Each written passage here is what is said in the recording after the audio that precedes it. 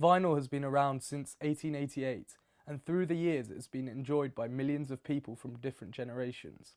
However, the digital revolution has led to a declining market for vinyl due to the convenience of the compact disc, MP3 downloads, and streamed music available online. Due to this, vinyl was largely thought to have become obsolete. Although in 2007 vinyl sales began to climb again, reaching $171 million in 2012, the highest point since 1997. I want to find out if this is a result of a trend or whether vinyl in its own right is getting its second wind. I myself am part of this vinyl resurgence. I only started collecting records 7 months ago, but my record collection is growing fast. There's something personal about vinyl that keeps me buying more and more regardless of the increased costs. I have just arrived at the house of Tony Class, a long-time DJ and vinyl enthusiast.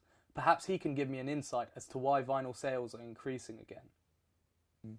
When did you start mixing vinyl? Well, so long ago now. I mean, I envy you because you're sort of starting off on your vinyl path, as it were. And I think back of the first few months that I sort of got into vinyl, obviously I wanted everything because I wanted to have everything, because when people asked me to play a certain record, I wanted to have that record. So I just collected madly. So from 1974 till about the middle of 76, in about 2.5 years, my 7-inch single collection went from 100 to 6,000. The feel with the vinyl, when you put the needle on and you might hear a couple of crackles and you think, you know, you couldn't reproduce that or, you know, on CDs or, you know, on downloads or anything. You just can't, you know, it's just, you know, that's why I think there's always going to be a passion for vinyl, always. And it's a shame that some bands don't sort of bring some of their stuff out on vinyl. You think, well, what a shame, because I'm sure, you know, there's so many music lovers out there that want the vinyl, and sometimes it's not available. Absolutely. Would you say that you've got a certain select few that are your favourite vinyls? Oh yeah, I mean the thing is, you know, I mean one interesting record, a two-tone record. There is, I mean most records obviously, you know, an intro to any bit of vinyl is very, very important because that's the hook. As soon as it comes on and you hear screeching tyres, people tend to look round and wonder what's going on, and it does actually encourage people to dance. So yeah, let's get on our screeching tyres. Do you want to do the honours? Will do. It's got an off centre, funny yeah, set. yeah. So let's hope it's going to go right. Okay. And not go in and out. Wow and flutter. Turn that down a little bit.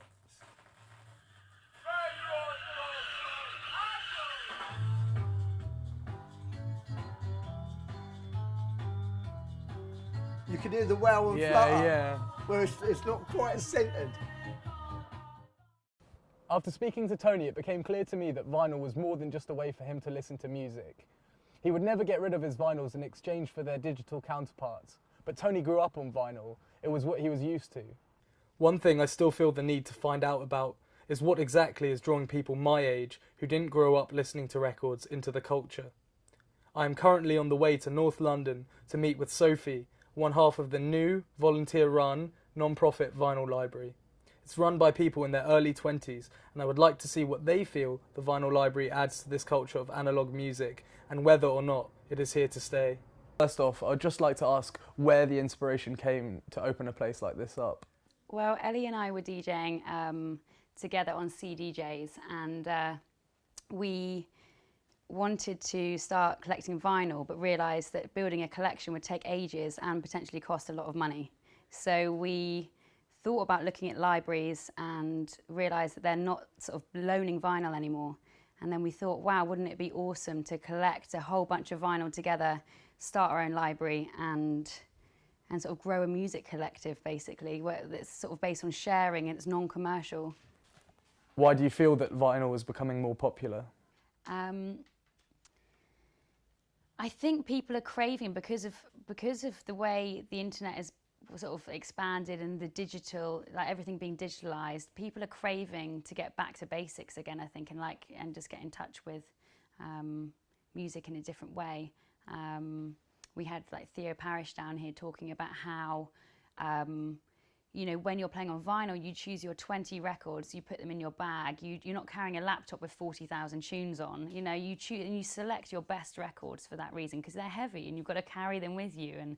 And so I think it kind of like, you've got to know your records as well. You've got to know your tunes. And I think that's really important if you're going to be playing out and playing a set. It sort of says something about how passionate and how committed you are to DJing and to music, I think, as well. Exciting, isn't it? Like, if I hadn't ever touched vinyl and it was coming back, I'd be like, well, what is this? It's like for them, it's brand new. It's a new thing. It's like, you know, just like CDs or MP3s or whatever. It's the next thing to like try out and see how they relate to it. I decided to stay a while longer at the library after Sophie had to leave. Regardless of how big this resurgence gets, or whether sales die down again, vinyl will never fully leave us. CD sales may be on the decrease, but downloads are ever rising. Even with these facts, there will always be those like myself, Tony and Sophie that believe in vinyl's raw format being the most personal and best sounding.